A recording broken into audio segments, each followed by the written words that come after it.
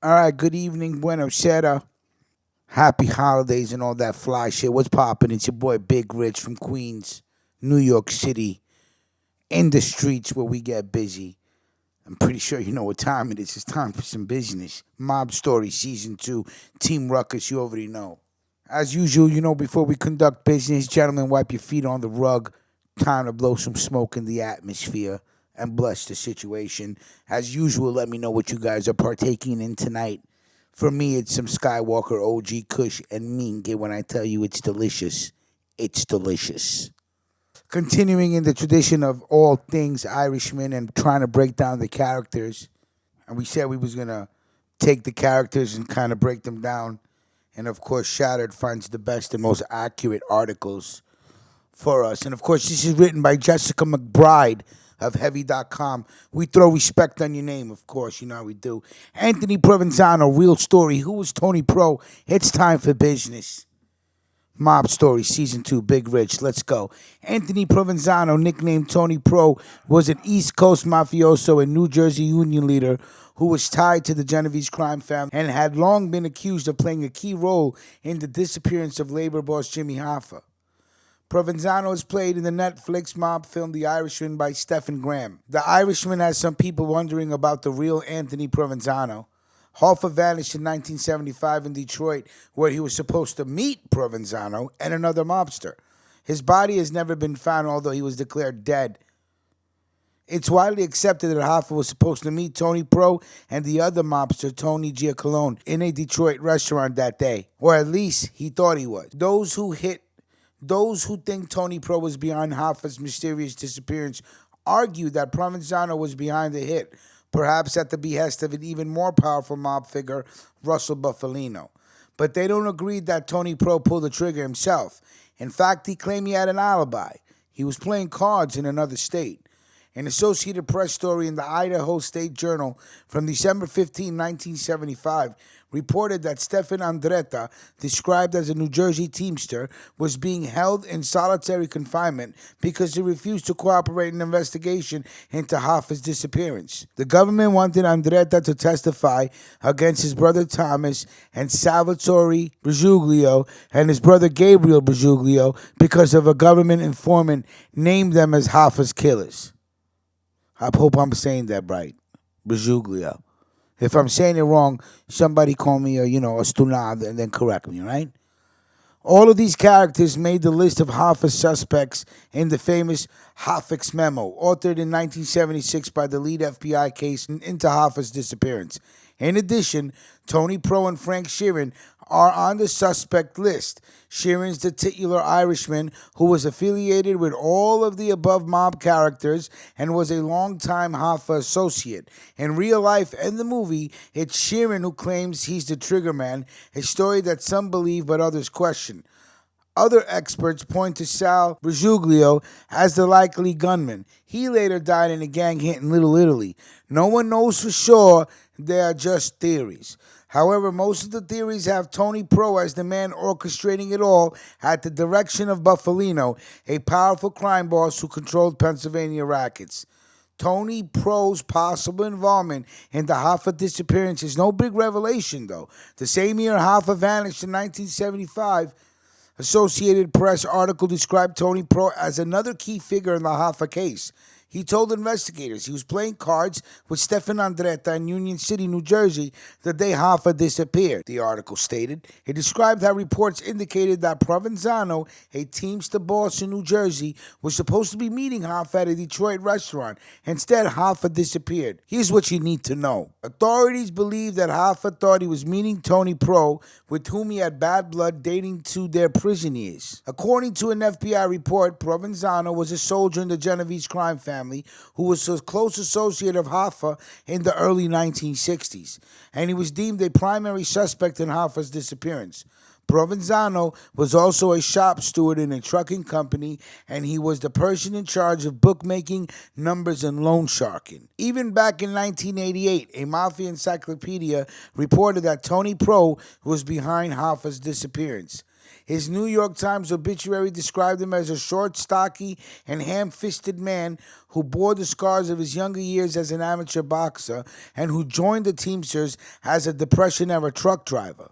The Charles Brand book, in which Sheeran confesses to murdering Hoffa, explains the bad blood between Tony Pro and Hoffa, saying that Jimmy wanted the little guy dead, and he in turn describing Tony Pro as a made man and a captain in the Genovese family in Brooklyn, who used to be a Hoffa man but was now against Hoffa taking back control of the union. In prison, Hoffa and Tony Pro had almost come to blows in a dining hall. In the book, Sheeran described Pro as someone who would kill you for nothing and ran a Teamsters local in the area. The Times reported that he was the son of Rosario and Josephine Dispenza Provenzano. They were Sicilian immigrants who had 6 sons. Tony was born in Manhattan, and by the time he was 17, was driving trucks in New Jersey, according to the Times. The obit says he had a wife named Marie Paul Provenzano and 4 daughters, Josephine, Maria, Doreen, and Charlotte. The other mafioso who was supposed to meet Hoffa at the restaurant, Anthony Giacalone, described by UPI in the 1975 article as the reputed mob enforcer in Detroit, served warning that he wouldn't answer questions before a grand jury looking into Hoffa's death way back in 1975. Hoffa told his family he was meeting with Giacalone for lunch the day he disappeared, but Giacalone denied that. The UPI article called him the most feared man in the Detroit mob. UPI reported that Tony Pro was a former Hoffa cellmate in federal prison. In August 1975, the press reported that Tony Pro bore a grudge against Hoffa from old prison days. The press reported that Giacalone was a longtime Hoffa friend whose criminal record dated to 1937. He arranged the supposed meeting with Hoffa to mediate a long simmering dispute between Provenzano and Hoffa. Some say the grudge dated back to the pair being in prison together in Lewisburg, Pennsylvania.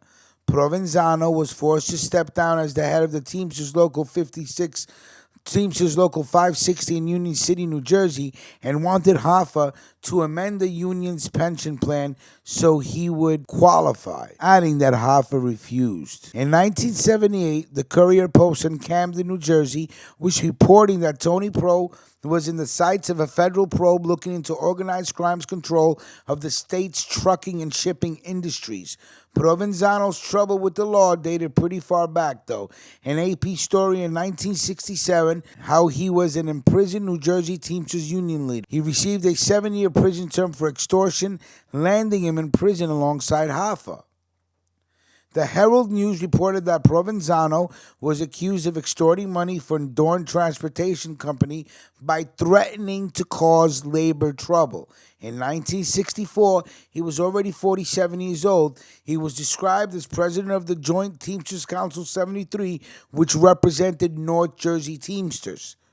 On August 1975, Associated Press story reported that authorities were planning to question the former Philadelphia Union official named Daniel Sullivan, who claimed that Hoffa told him a year before his disappearance that Provenzano was threatened. He alleged that Hoffa told him, "Tony Pro threatened to pull my guts out and kidnap my grandchildren if I continued to attempt to return to the presidency of the Teamsters." In response, Provenzano claimed he hadn't seen Hoffa for more than 4 years.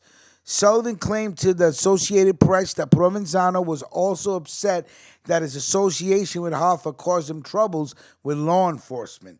The Hoffa's memo, written by the FBI case agents in the Hoffa investigation in 1976, says this about Provenzano and a couple of other suspects. Anthony Tony Pro Provenzano, then age 58, known New Jersey La Cosa Nostra member and Teamster Local 560 officer, served time in Lewisburg's penitentiary with JRH and reportedly had a falling out with him while there. Anthony Tony Jack Giacalone, described at age 57, Detroit La Cosa Nostra lieutenant and street boss, who was reported to have set up the meeting with JRH July 30, 1975, and never showed. His alibi being at Southfield Athletic Club July 30, 1975. Married to a Provenzano who may be a relative of Anthony Provenzano. Salvatore Sal Brigiuglio, age 45, trusted associate of Tony Pro, reported by Newark source to be involved in actual disappearance of JRH. Vince Wade, the reporter who broke the story of Hoffa's disappearance, wrote in a 2019 article in the Daily Beast that he doesn't believe that Sheeran's story about killing Hoffa is true. According to Wade, Hoffa was urged by mob figures to attend a peace meeting with Provenzano to clear the air and told his wife that's who he was meeting the afternoon he vanished. The broker of that meeting, according to Wade, was Gia Colon, a mob enforcer from Detroit. Both men had alibis. It was documented that Hoffa's foster son, Chucky O'Brien, was driving the car. Wade reported that police think Hoffa was driven by O'Brien to the murder site but didn't kill him. Hoffa's hair and scent were found in the car. Scent, okay. Well, it's his car. In 1975, mob informant Ralph Picardo, Desgraciad, said that the trusted associates of Provenzano killed Hoffa. According to Wade, Buffalino was the most likely high-level mobster to have ordered the hit. He reports that Salvatore Brigiuglio, a trusted Provenzano man, was believed to be the Hoffa killer.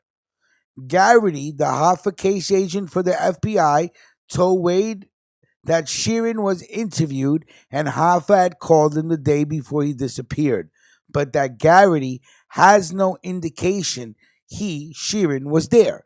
Others disagree. They say that Sheeran's story was plausible and he was in Detroit that day. The Asbury Park Press reported in April of 1984 that Robert F. Kennedy, as counsel for the U.S. Senate committee investigating organized labor in the late 1950s, was out to get Tony Pro, according to a relative. Anthony Provenzano eventually became International Teamsters vice president in 1961. Provenzano was accused of ordering a hit on Anthony Castellitto in 1961, whose body was never found. Gannett News Service reported in May 1978 that Tony Pro was no longer smiling. He was upset, the article said, because he was on trial for federal kickback charges and because Salvatore Brigiuglio had been shot 5 times in the head outside a Little Italy restaurant. The article stated that local 560 Teamsters branch in Union City was dominated by Provenzano and his brother Salvatore Provenzano. At that time, Anthony Provenzano was on trial on accusations he conspired to arrange a kickback in return for a Woodstock Hotel mortgage loan in New York. Salvatore Brigiuglio was described by the Associated Press in 1978 as the victim of an underworld-style slaying that ended the chances he could provide the break authorities needed in the Hoffa case. He was 48 when he was gunned down and a $31,000-a-year business agent for Teamsters Local 560 in Union City. He was one of 3 men brought before a police lineup in 1976 for witnesses who saw Hoffa with several men before he disappeared. One witness tentatively identified Brigiuglio as being with Hoffa that day, the Associated Press reported. The article states that authorities believed Hoffa was killed by mafia figures who didn't want him to expose the crime's organization's ties to the nation's largest labor union. Brigiuglio was murdered as he walked out of Benito Il restaurant. He was shot 5 times in the head and once in the chest, falling in the gutter, according to the press. According to a 1988 article in The Record, a Hackensack, New Jersey newspaper, Provenzano was convicted of 4 felonies, including a murder of rival Castellitto, who was garroted with piano wire.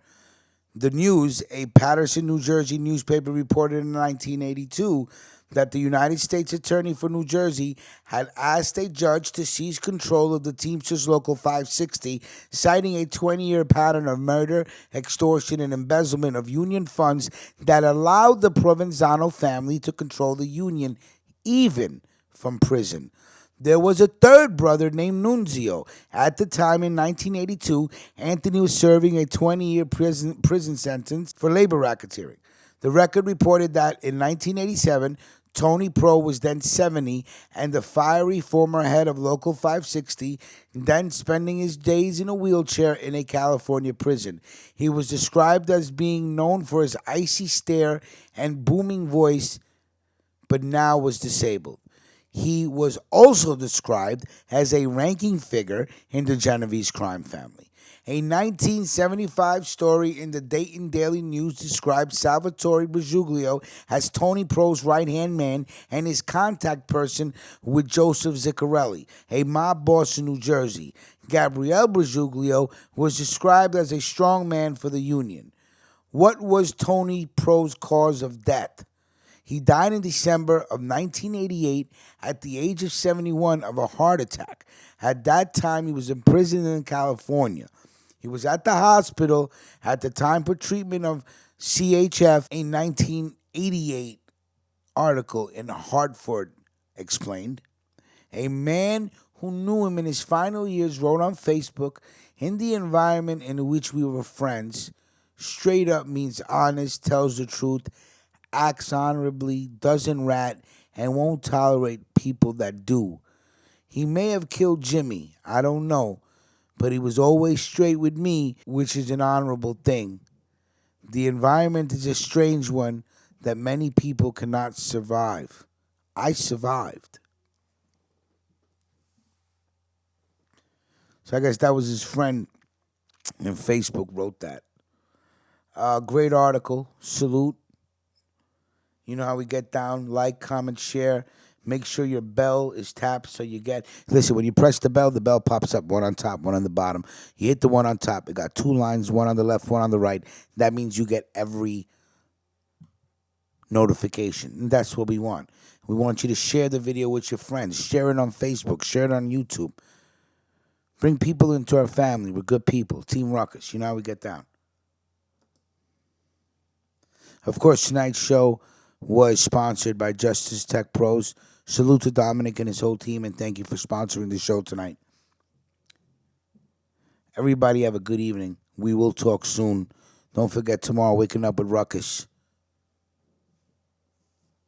And then, of course, we will be beginning the 12 nights of Ruckus starting tomorrow night. Everybody have a good evening. Salute. Blow some smoke in the air. Let me know what you're smoking on, all right? Salute.